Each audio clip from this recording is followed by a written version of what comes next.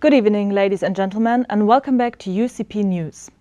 As the presidential election unfolds here in Portugal, many people have cast their votes and are reflecting on the current political situation.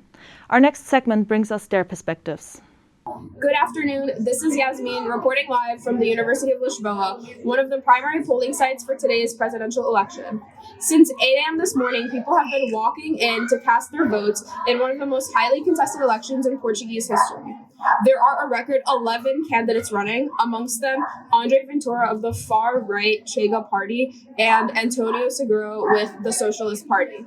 There are a number of issues on the line, amongst them immigration and housing, as Portugal's housing crisis has only gotten worse in recent years, and locals are continuously being priced out of their very own cities. This is the context from the ground today, and we'll be bringing you local perspectives shortly. How do you feel after voting today? Well, I think this is a very important election for Portugal, and I have some fears, but well, I think it's important that I did my job and now it's waiting. And what issue is most important to you this election? Well, I mean, there are some candidates on the far right, and one especially that is really close to winning or to going to the next voting, and I'm really afraid he wins. So I think it's really important today that the people that don't agree with him vote on the other candidates and come voting and express their thoughts on politics. So how long have you been working at the polls? 3 months, maybe. Yeah, we started preparing everything for today 3 months ago. And why do you think it's important for people to come out and vote? It's not only important, it's essential because it's our future. And as a politician, we want to do the best for our community, but as a citizen, the most important is to give our opinion and choose someone who represents us. So it's essential for the safety and the future of democracy that everybody comes here to vote.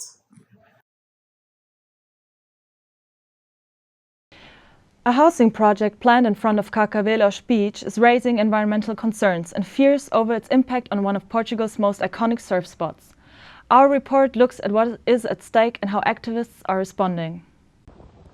Carcavelos Beach is one of the most popular surf spots near Lisbon in Portugal. But just behind this coastline, a housing construction planned in one of the area's last remaining green spaces is raising environmental concerns. The Quinta dos Ingleses project plans to develop over 50 hectares near the coastline, including housing units, underground parking, and supporting infrastructure. But whose interests are driving this project, and who should decide its future? Environmental groups are warning the project could harm the coast, its local ecosystem, and the quality of the wave, sparking growing opposition from residents and the surf community. É necessário que exista todo um ecossistema para que também possa existir depois a praia como a conhecemos, especialmente para quem faz surf.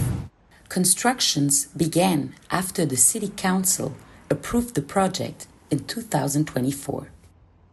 Among those living nearby, many say they don't fully understand what is actually planned for this area. Ainda não consigo ter uma opinião formada, eu consigo perceber quais é que podem ser aqui os dois lados da conversa, não é? Ou seja, há pessoas que por um lado acham que a Câmara podia, pegar nestes espaços e transformá-los sem haver a necessidade de ser só botão, como se costuma dizer.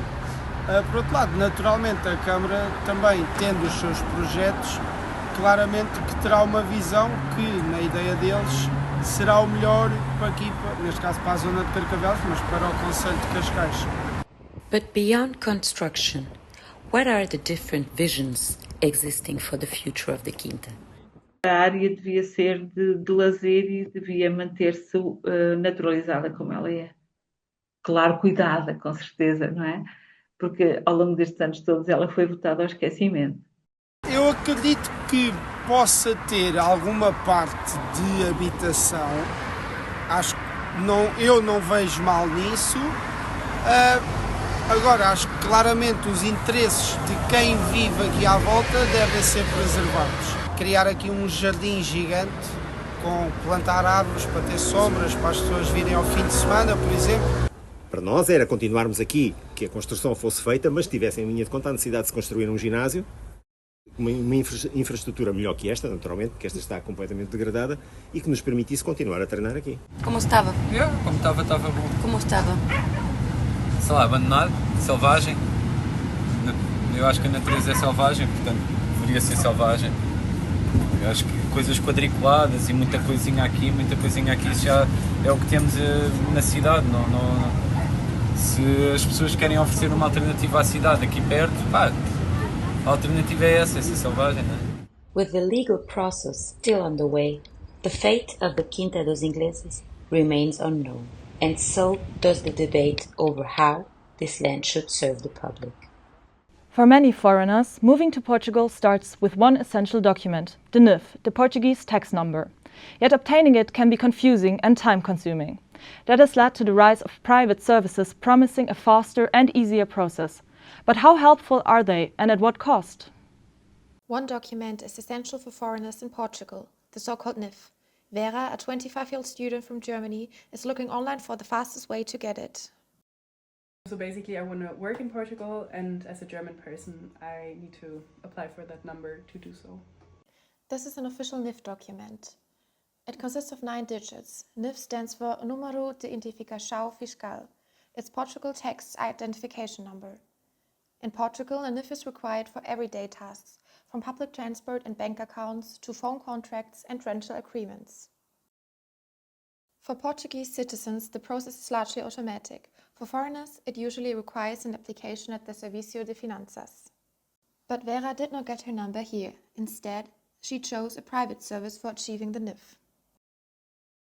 I think for me the process of applying here was super easy, it was super quick, and not having the stress of waiting like 3-4 hours in line and then in the end being sent away, which happened to many people as well.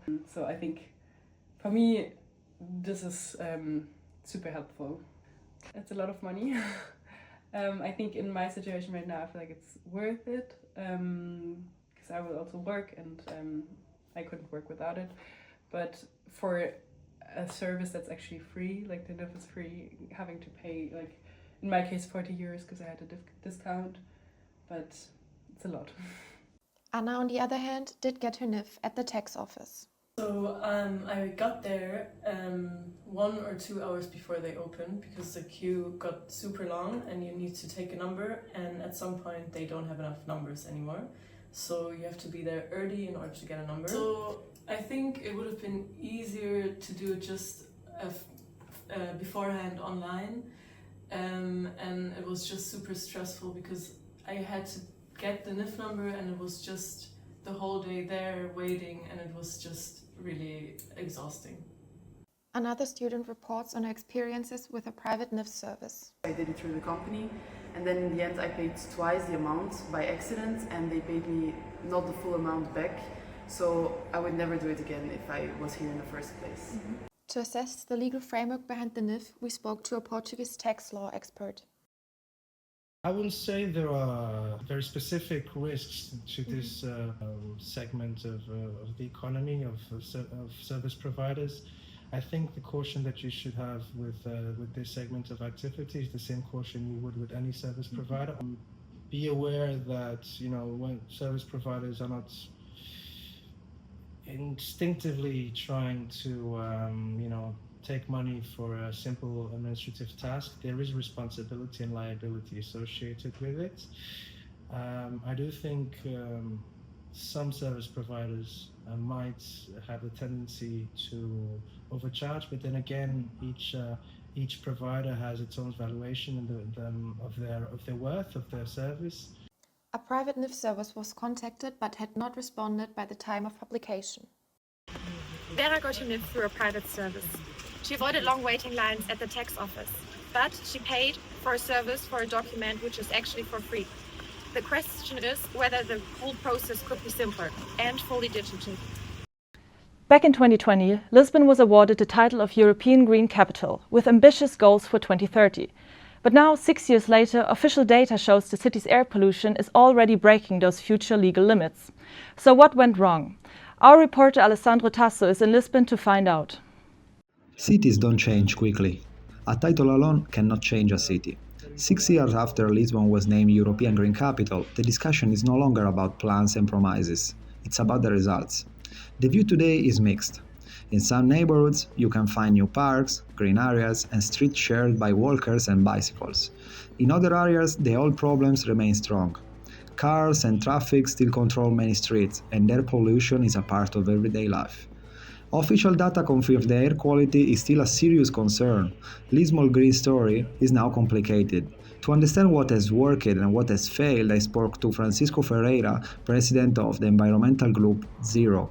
It's very important that at the structure level, you do the changes to be permanent, and actually it's more like a beginning to enhance the quality of life and the well-being of the people living or coming to Lisbon, and that actually didn't happen. In the end, the core issues was not the first big ideas. The challenge was keeping the work going. Projects that started with strong support often lost momentum. There was not enough political continuity between different city governments, and the rules were not always enforced to make the changes permanent. The mayor and his team never want to penalize the use of the car. With air pollution in Lisbon still exceeding European limits and European fines a possibility, environmental groups blame the city's political leadership. At City Hall, Rui Simão, the official responsible of the green infrastructures, offer a different explanation. I think the main conflict with green infrastructure in Lisbon is with the people and with the buildings. People want green, and they don't want green at their doors. For example, we had a little neighborhood that had no trees in there, in the center of Lisbon, and we had to eliminate one park to put a tree, and then we had 3 cars and another tree, and nobody wanted. Between political responsibility and social resistance, where does the truth lie? Here we are in 2026, halfway to 2030 goals with promises that still feel distant. Breaking news from São Pedro do Estoril beach, where a safety alert has been issued due to hazardous conditions. Our reporter is live. I am at São Pedro de Estoril beach, where strong waves and rough sea conditions are hitting the coastline this afternoon.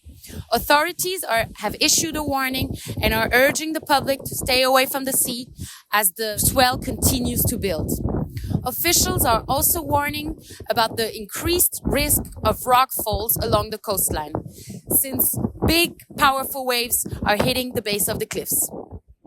Until now, no injuries have been reported, but conditions remain dangerous. Officials say they are monitoring the situation closely, and we will keep you up to date as soon as we have more information. Reporting live from São Pedro do Estoril, Farina Bestvater, back to the studio. IMA, the government organization responsible for providing asylum and issuing residency permits, is promising to shorten waiting times.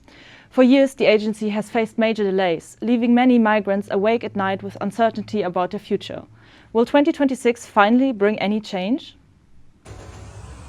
IMA, the Agency for Integration, Migration and Asylum, well known and criticized for long procedures and never-ending waiting lines, has been for years one of the most complained about government agencies here in Portugal. After rejecting nearly 50,000 applications last year, IMA now says it will give release to the migrants. The agency claims it will shorten the waiting time period needed to obtain residency permits. and will begin issuing approval certificates for those with application under review or awaiting renewal. My experience with AIMA started already several years ago when it was transitioning from the previous organization, CEF, a process that already created a lot of problems because a lot of documents got stuck in a way. When I first arrived to Portugal, it was a pretty straightforward process. You came, you applied, you got your appointment. Today the situation is completely different. The biggest obstacle is mainly just simply getting an appointment. Even with the new system, the process didn't become easier because the form simply doesn't work. It happened to the majority of students. Veronica's story is not an isolated case. Every year, more than 500,000 migrants apply for residency with AIMA, with many of those applications being unresolved. So my name is Shakib and I'm from Bangladesh. In 2021, the law is not changed to if you have a 5 years legally, you can apply. The countries is small, the people are lot of different issue, but they are get a decision slowly. I wait for my decision, then I open to other show. So I have a plan. My second resident card. There I see the AIMA portal. You can track what's happening and everything. Yeah, because they're right waiting for AIMA decision. We're speaking with Paulina Barac, who's a lawyer. So can you tell us what's happening at AIMA and what has actually changed in the law? Actually, in Portugal, the law changed last year, and it created a lot of confusion. Since April last year, the rule is simple. AIMA only accepts complete residence applications. If anything is missing, the application is not proceed. That's a big change from before. If someone applies for a renewal, for example, the law allows them to stay in Portugal for up to 6 months. In theory, AIMA should give an appointment within a reasonable time. In practice, unfortunately, many people wait much longer. The main reason is volume. Last year, hundreds of thousands of migrants applied while the government was also changing migration rules, created a serious backlog. Poland, for example, works differently. If a migrant applies on time, they can stay legally while their case is in process. Here, many migrants rely on the approval certificates that AIMA promised to issue, but can they trust these documents? Certificates confirms that an application exists. They are not a residence permit. And it's very important. They don't allow travel in Schengen, for example, and they're not always accepted by employers. So actually, they offer limited protection. The delays will continue, in my opinion, in 2026. AIMA says it wants to improve processing, but migrants, I think, should still expect long waiting times and legal uncertainty. We contacted AIMA for a statement on which measures they're planning to take, but we didn't receive any response. In this case, we can only hope the best for the migrants, that the waiting times in 2026 will be shortened.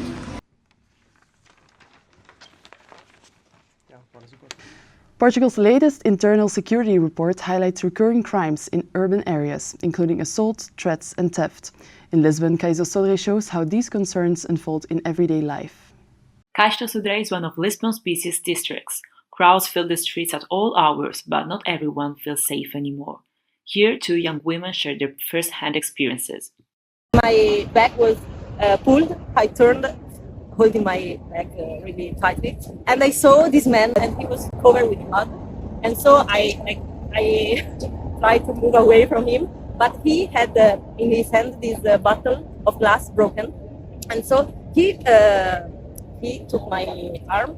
And with the bottle, tried to hit me, but I managed to escape him, and I screamed, and then he looked at me and he went away. So it was really scary, and also I screamed, but nobody cares. It was full of tourists, but still nobody even looked at me or asked me if I were okay. I went to the police and I told them what's happening, and at the end they managed to find him and they arrested him. When I'm in that area, I always keep my bag in front of me where I can see it, and I pay maybe more attention. It was around 8 in the evening and there were people around. But at one point, I don't know why, I started to feel unsafe, and I actually realized that someone was following me. In the beginning, I tried to create some distance, and I actually thought that I had lost him. But actually, a few moments later, I noticed that I had been pickpocketed, and so since then, I avoid completely going to Caixa Sodré alone.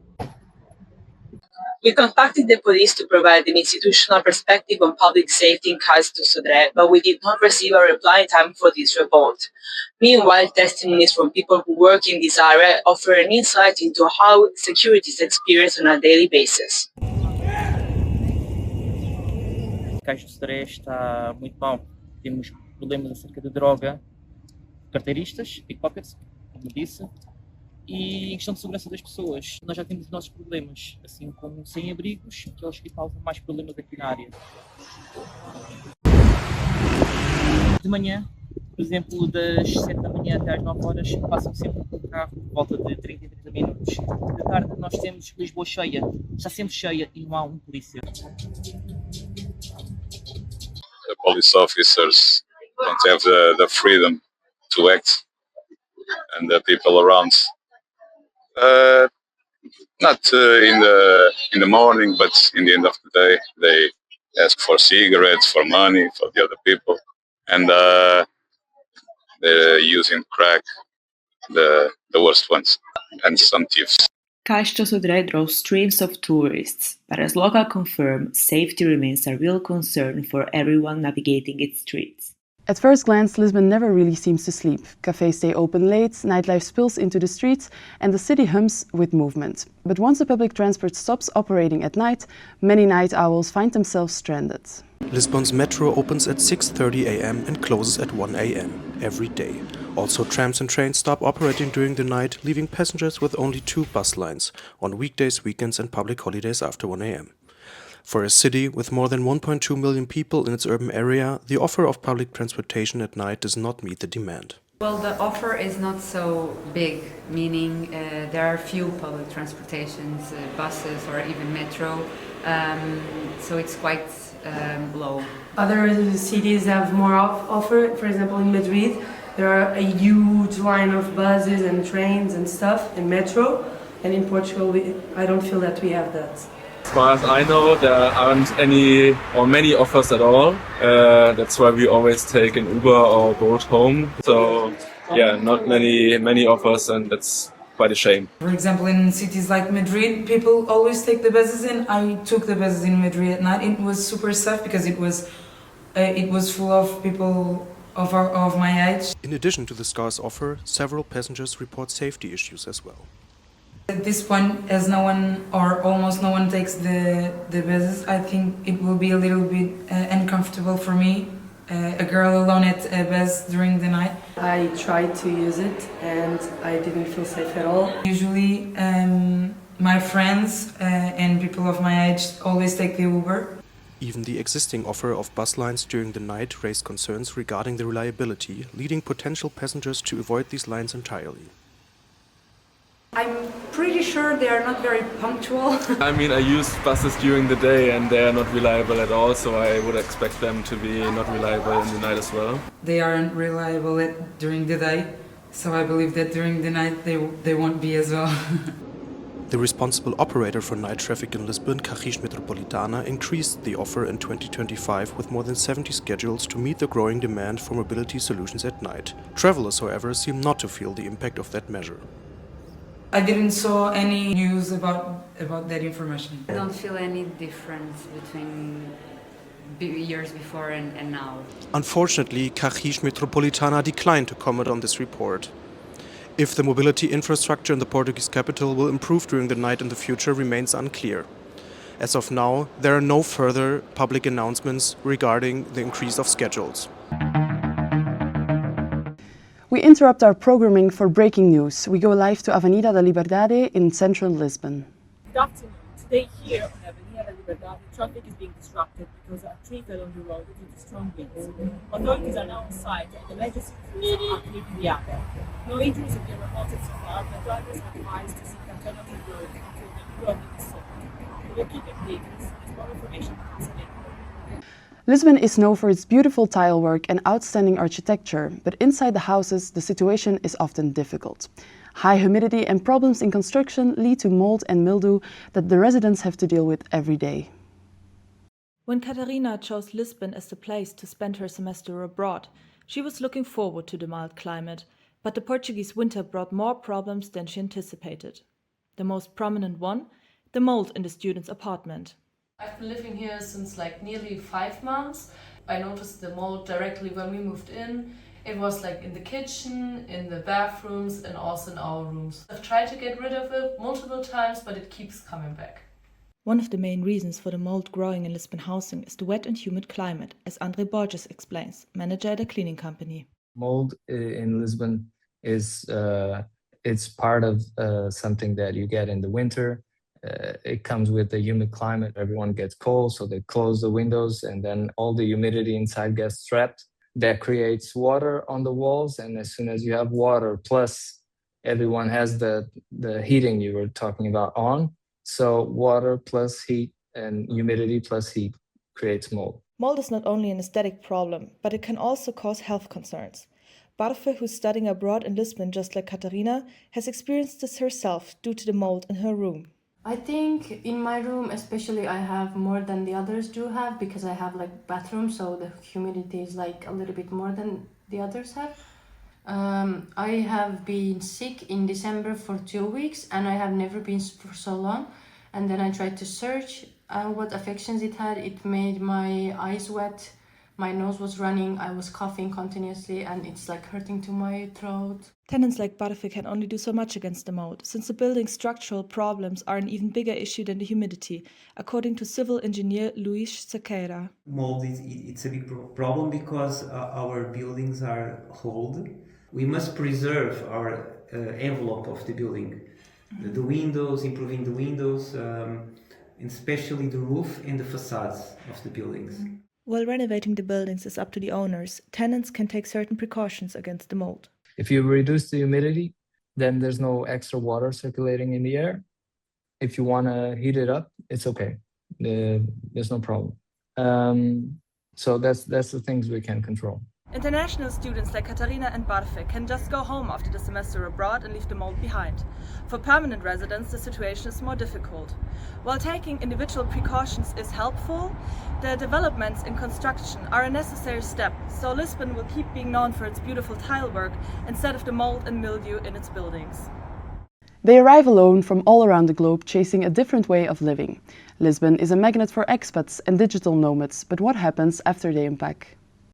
Long summers and mild winters are part of the appeal. Lisbon has become one of Europe's main hubs for expats and digital nomads, people who live abroad while working remotely. About 1 out of 6 of those living in the city are legal foreign residents. Estimates suggest around 16,000 digital nomads are currently based here. From Brazil to Italy, from Nepal to the United States, people arrive in Lisbon in search of a new way of life. Many come alone, hoping to start fresh in an unfamiliar environment. But how easy is it to build a life here? The Slovenian Amadea is one of those trying to set foot and build a social life in Lisbon. How's it going? Like many other people, I arrived on my own. At first, it felt exciting, but also a bit overwhelming because I didn't know anyone. I also work remotely, so my days are quite flexible, but I discovered that in order to really have a social life, just working wouldn't be enough. I actually had to do something about it.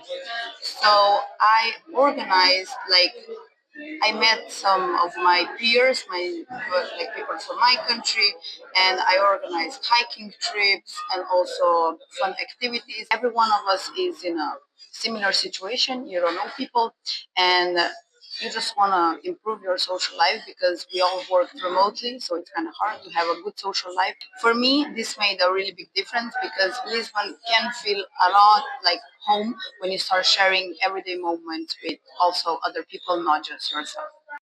Building a life abroad goes beyond visas and paperwork. For many expats, daily routines revolve around cafes, co-working spaces, and shared work environments. Social connections are often built through language exchanges, online groups, and meetups, creating international communities that sometimes exist alongside, rather than within local life. But what remains after the initial excitement and nervousness? Coming from Italy, Filippo tells his story. From the outside, it looks like freedom. You work from anywhere, you choose your own rhythm, live somewhere beautiful. But once you're here, you realize how everything is really fragile. And your job, your visa, even your friendships, none of it feels permanent. People arrive, people leave. This version of your life is could disappear quite quickly. And at first, that feels exciting, but then it becomes tiring. Also, sometimes you ask yourself whether this lifestyle is really about belonging or just about staying in motion. Also, there is more to expats, digital nomads, and the impact they have on a city that meets the eye. The influx of newcomers hasn't been without consequences. Rising rents and gentrification have sparked discussion about affordability and belonging, questions that Lisbon and many other European cities are still struggling to answer. Erasmus is one of Europe's best-known student exchange programs. While it aims to promote equal access to international education, experiences abroad can differ significantly. This report explores the Erasmus experience through questions of access, support and well-being. Erasmus is one of Europe's best-known student exchange programs. It aims to promote international learning, cultural exchange, and equal access to education across borders. Every year, thousands of students take part in exchange programs across Europe. But experiences of studying abroad can differ depending on personal circumstances, access to resources and available support structures. Hi, I'm the Erasmus coordinator. From our university's perspective, our role is mainly coordination. So our aims are informing students, guiding them through the process and helping them prepare for their time abroad. We try to make sure students know what to expect and where to find support. While Erasmus places strong emphasis on inclusion and equal opportunities, access to studying abroad is influenced by many factors.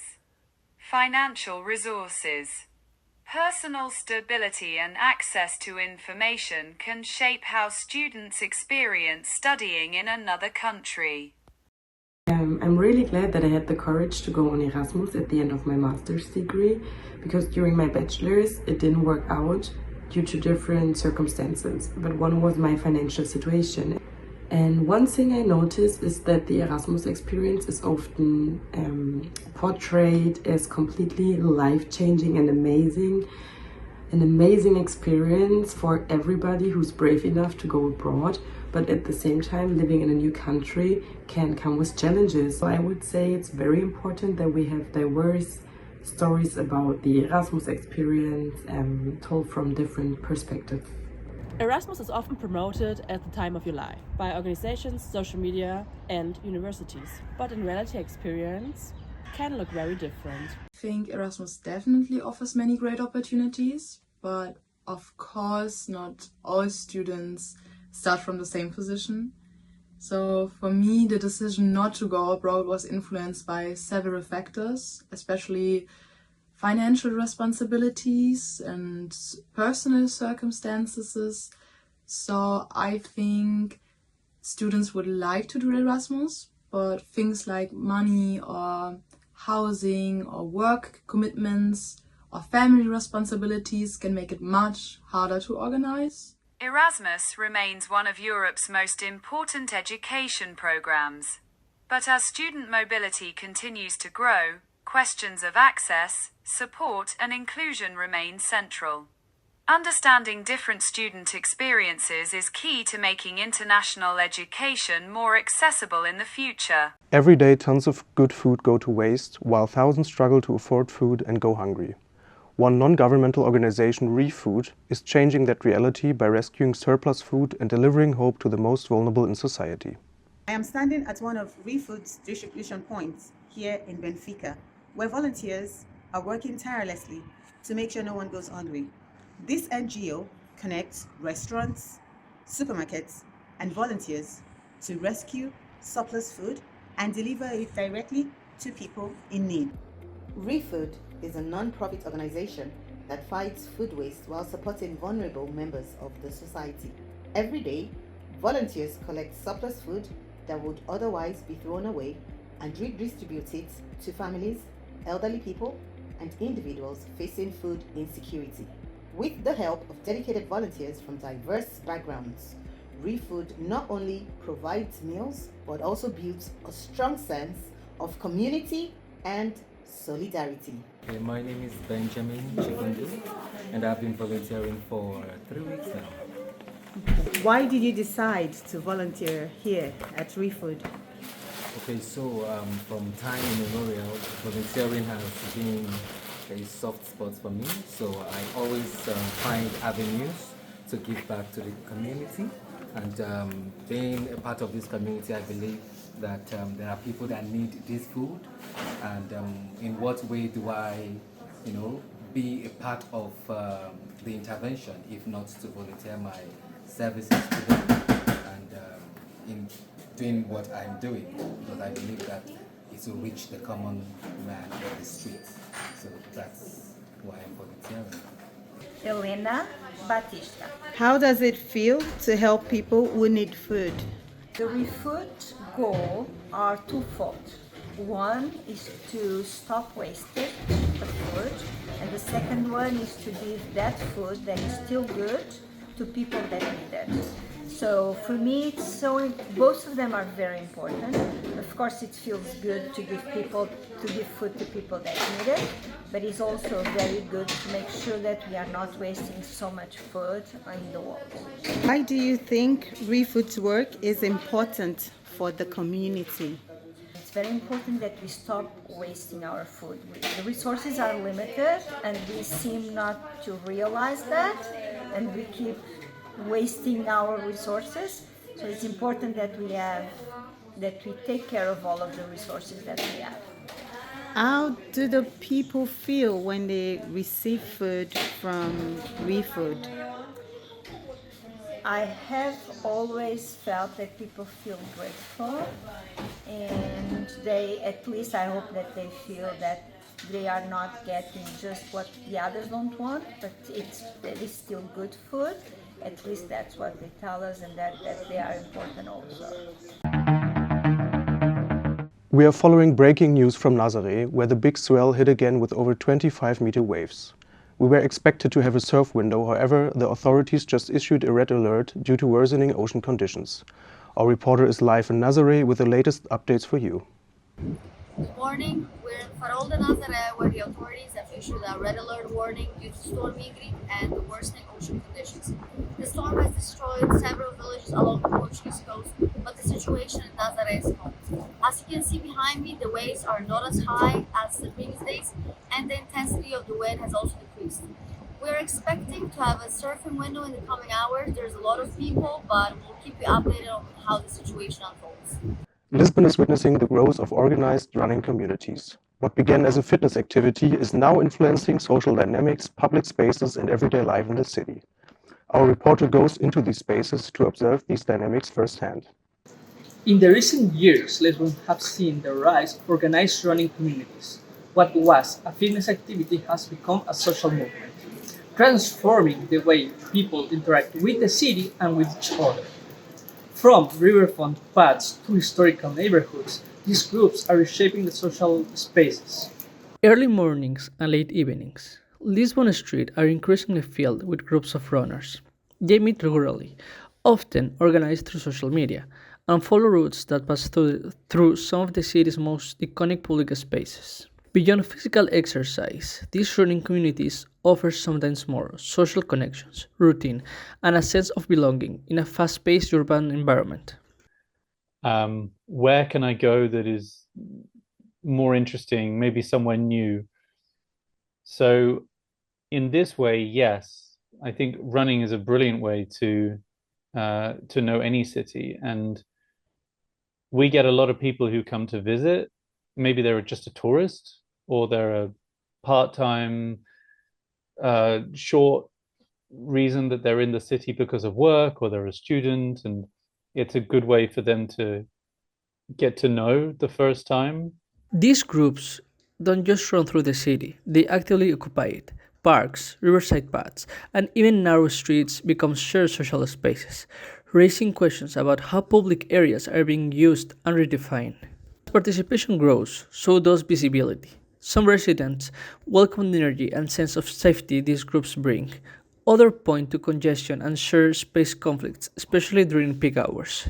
It's people who have come here and they just want to know people, and so the social run means that they can they don't worry too much about the running. It's an excuse to know people.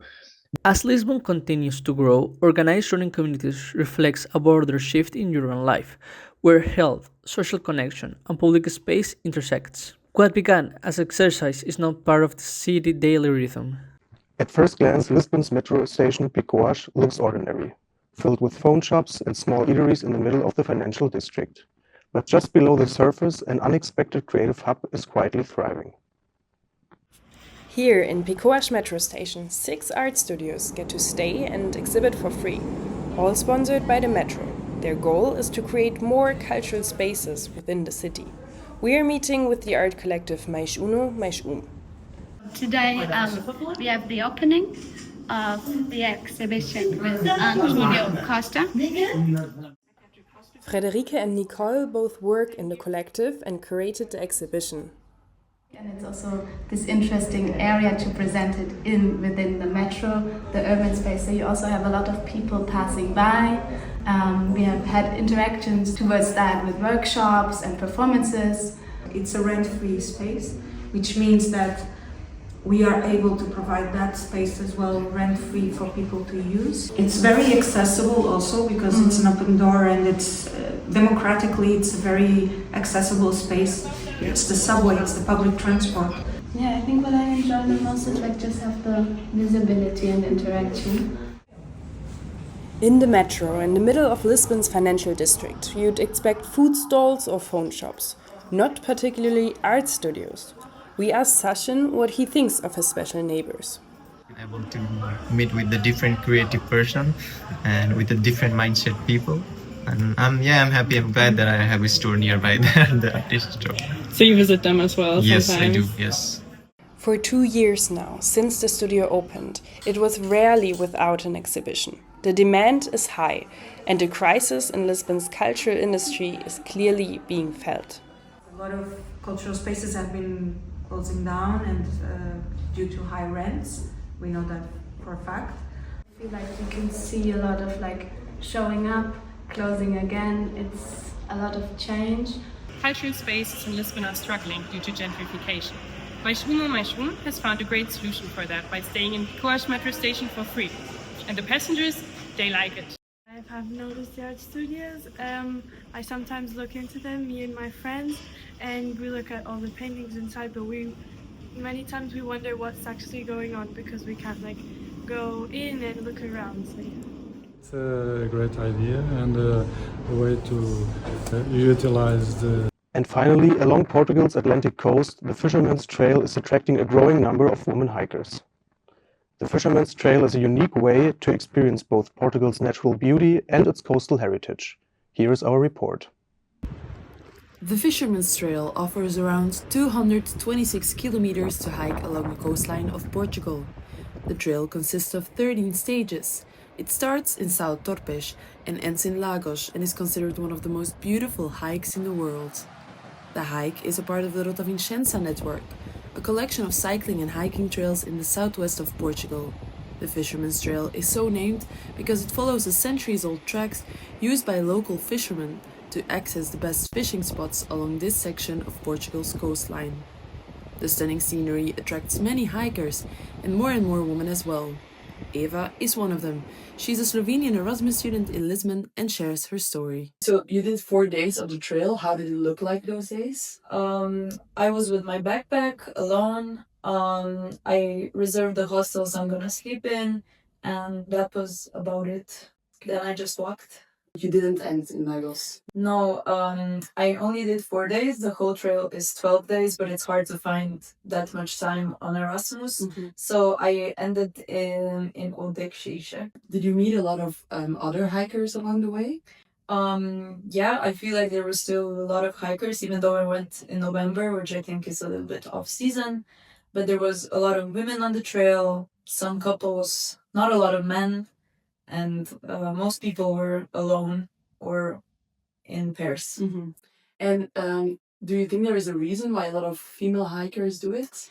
I was wondering that myself, but I think it's just a very aesthetically pleasing trail. And also the fact that even though you walk alone throughout the day, there's always a city at the end, so it's pretty safe, I think, and that's why I think it attracts a lot of women to do it. And how did you find out about the trail?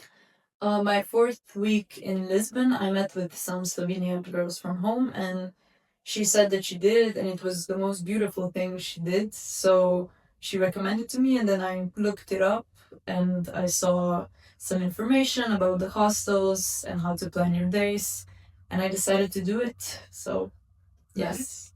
Are you thinking of ever finishing the whole trail? Yes, I would really like to do it in the future. I think I wonder what else is there to see along the way. What was the most memorable part of the hike for you? I really liked the views and the fact that you always walk by the sea. But the whole experience was really nice because I never did a hike alone, and I think that's what made it special. So would you recommend it to other people? Definitely. I think the views are really pretty, and it's a really nice way that you visit a town every day, and it's a nice challenge to have. This was UCP News. Good evening and stay safe.